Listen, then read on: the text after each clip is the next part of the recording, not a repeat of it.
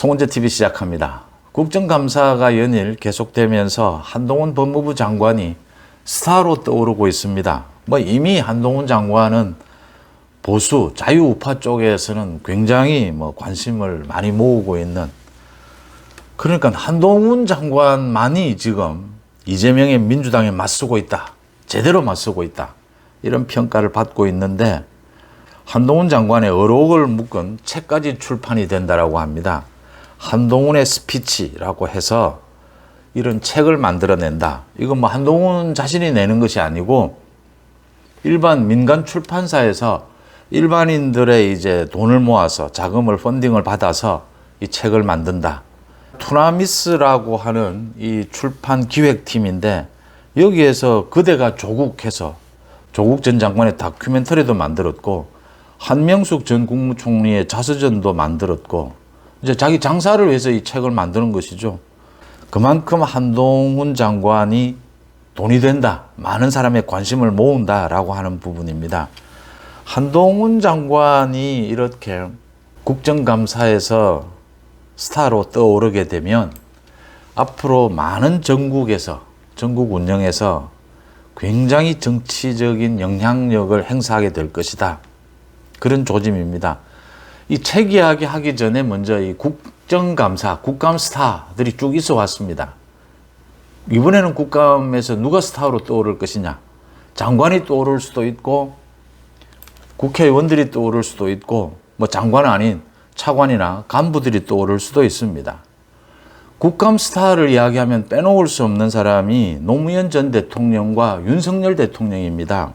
그러니까 윤석열 대통령은 검찰 간부로서 국감장에 나와서 자신은 사람에게 충성하지 않는다라는 유명한 말도 남겼고, 많은 윤석열 대통령의 의혹도 어지간하죠. 윤석열 대통령은 추미애 법무부 장관에 대해서도 검찰총장은 법무부 장관의 부하가 아니다 라는 말들, 많은 말들을 남겼습니다.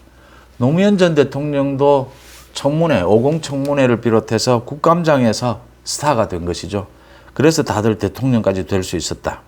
한동훈 장관은 취임사에서부터 5개월 전에 취임할 때부터 어마어마한 관심을 끌었다라는 것이 이 지금 출판기획사 측의 얘기입니다. 출판기획사 측에서는 이게 사업성이 있으니까 하는 것인데, 출판기획사의 얘기는 이 부분입니다. 한동훈 장관은 좌우 중도를 넘어 공감대를 형성하고 있는데 답은 그의 발언에 있다. 이념에 편중되지 않고 반박이 불가능할 정도의 촌철살인 논리를 귀에서 눈으로 확인할 수 있다 라고 한동훈 장관의 발언을 평가를 했습니다. 대표적인 것으로서 검찰을 두려워할 사람은 범죄자뿐입니다. 경찰을 만약 장악하려면 윤석열 정부가 민정수석실을 폐지했겠습니까? 김건희 여사 사건만 수사 지휘를 하라고 말씀하시는 것은 정파적인 접근 같습니다. 그럼 이재명 대표 사건에 대해서 제가 이렇게 하라고 지휘해도 되겠습니까? 이런 게 이제 촌철살인이라고 하는 것이죠. 명료하다라고 하는 것입니다. 반박이 불가하다라고 했는데, 그러니까 종합적으로 상황을 분석하고 난 다음에 가장 적확한 언어로 자신의 생각을 밝히면서 많은 국민들과 공감할 수 있는, 공감대를 형성할 수 있는 능력을 갖고 있다라고 하는 점입니다. 그래서 한동훈 장관이 취임식 영상이 100만 뷰를 넘었고, 또 국회에서 고민정과 정책 질의하는 영상이 237만 뷰다. 어마어마한 기록입니다. 이런 기록에 따라서 출판사는 사업성이 있으니까 이제 책을 출간하게 된다, 의록집을 출간을 한다라고 하는 부분입니다. 한동훈 장관이 앞으로 정치를 할 것이냐라고 하는 데 대한 국정감사장의 질문도 있었습니다. 현재는 그런 생각이 없습니다라고 했습니다. 현재는. 그래서 정치권에서는 앞으로 총선에는 나오지 않겠느냐. 당연히 대선 주자로는 지금 보수 자유우파 쪽에서는 압도적인 1위를 달리고 있지 않습니까? 이번 국감에서 한동훈 장관이 압도적인 스타로 떠오르게 되면 내년 초로 예상이 되는 전당대회부터 한동훈의 영향력에 휩싸이게 될 것이다. 윤석열 대통령이 직접 전당대회라든지 다음 총선이라든지 이제 그 다음 대선에 직접적인 영향력을 미칠 수 없는 상황에서 보수 자유우파 국민의힘 쪽에서는 가장 두드러지는 지금 정치적 영향력을 보여주고 있는 사람이 한동훈 장관이다라고 하는 겁니다. 한동훈 장관이 지난 5개월 동안도 굉장히 정치적 비중이 커져 왔는데 이번 국정감사를 통해서 결정적으로 노무현 전 대통령이나 윤석열 대통령처럼 정치권에 가장 비중 있는 인물로 떠오르게 될 것이다. 그런 부분들을 이제 출판사도 읽고 있는 것이죠. 그래서 뭐 출판사는 조국도 그랬듯이 사업성이 있으니까 한다는 것인데 한동훈 장관이 아마 이번 국정감사에서 이재명의 민주당이 지금 국정감사에서 보여주고 있는 것은 여러 번 제가 언급을 했습니다만 정확하게 사실에 대해서 제대로 확인을 하지 않고 있습니다.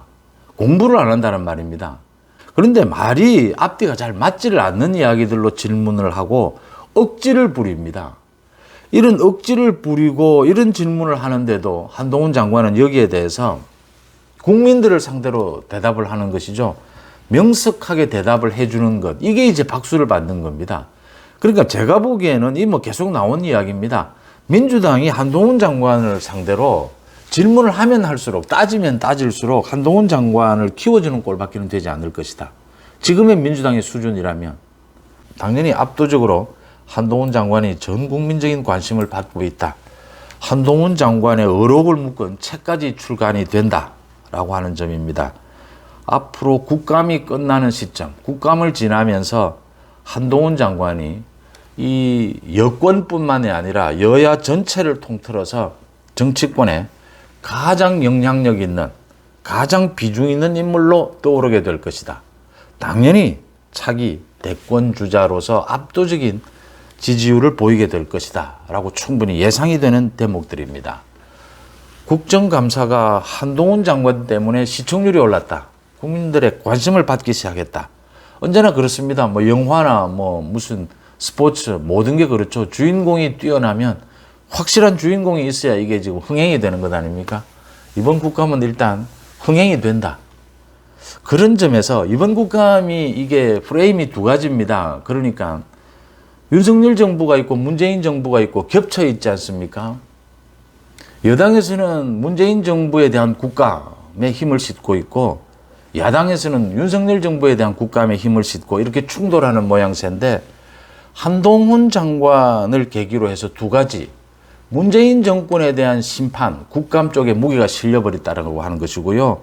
또 하나는 한동훈 장관으로 인해서 무려 169석을 차지하고 있는 민주당이 야당임에도 불구하고 국감에서 힘을 쓰지 못하고 있다라는 부분을 짚어봅니다. 송은재TV 마칩니다. 고맙습니다.